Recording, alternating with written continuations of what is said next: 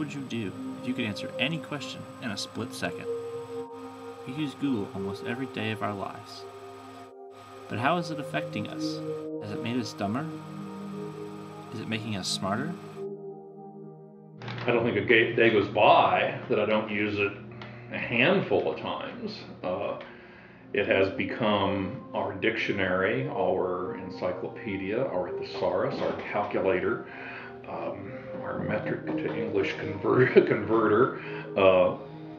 An area of research interest I have, or a book that I'm interested in using for a class, or it may be something not related to work that I'm trying to get a handle on. I mean, I would say at least probably once every hour, if not more than that.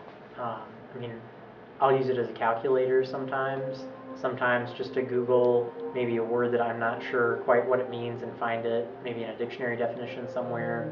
I mean, a whole variety of things.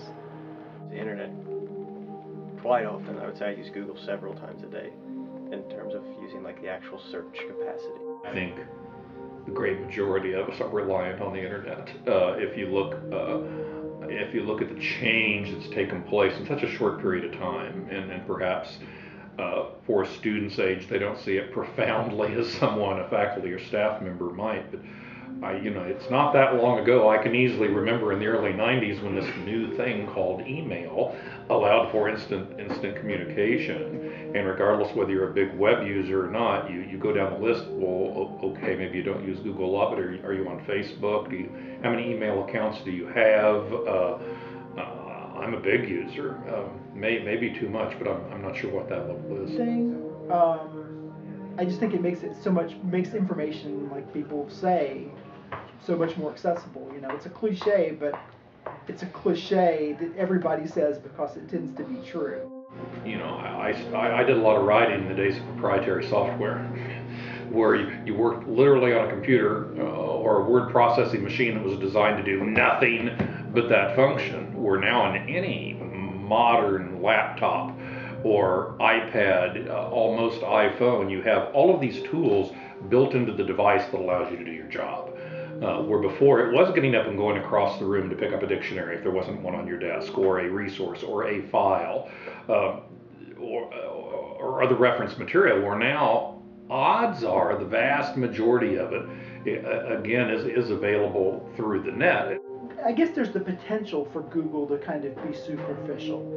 There's the potential for it, but there's also the potential to just use it like a huge information juicer that just uses the web like an orange and just squeezes all kinds of information out of it. So in the hands, what I would say is it's probably like anything else.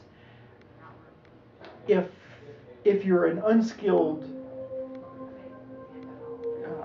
sculptor, and you give them a chisel, they're probably not going to do much very sophisticated with it. But if somebody's got some decent, research skills and ideas, it's gonna, you could use Google in some pretty substantial ways, I think. It's interesting that one could make the argument that we don't think as deeply, because I think a converse to that is that in having so much access to all of this information, we're forced to explore things further because of the fact that it's easier for us to do so. Information is simply more accessible.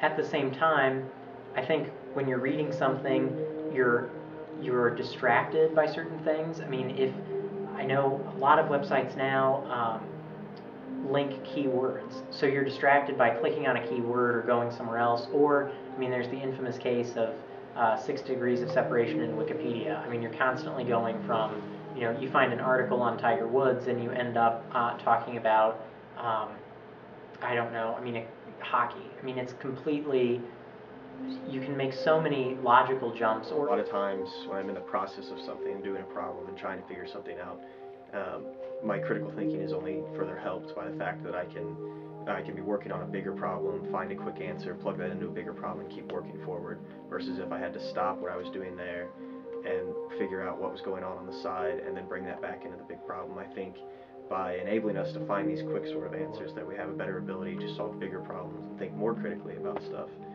And also our breadth of knowledge, I think, is largely increased, because if I had to memorize all these equations or didn't have such access to explaining how to do things, I think a lot of progress is inhibited due to kind of having to understand a broader concept of things. Plus, we can cover a lot more concepts because we do have these learning aids available.